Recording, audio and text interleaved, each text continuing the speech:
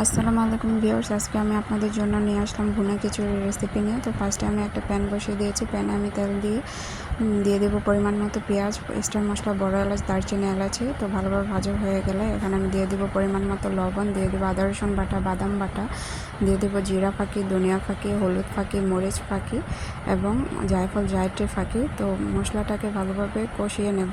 কষানো হয়ে গেলে তো এ পর্যায়ে আমি দিয়ে দেবো মাংসটাকে ভালোভাবে কষিয়ে রান্না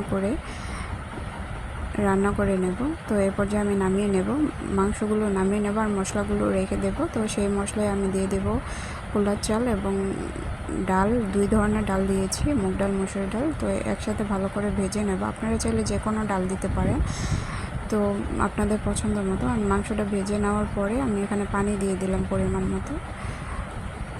তো এই তো 10 মিনিট পরে আমি এই অবস্থায় মাংসটা দিয়ে দিব, সে তুলে রাখা মাংসটা। তো দিয়ে নেড়ে আমি দমে রেখে দেব। তো 4-5টা কাঁচামরিচ দিয়ে ঘি দিয়ে 10 মিনিটের জন্য দমে রেখে দেব। তো এই তো আমার ফাইনাল লুক।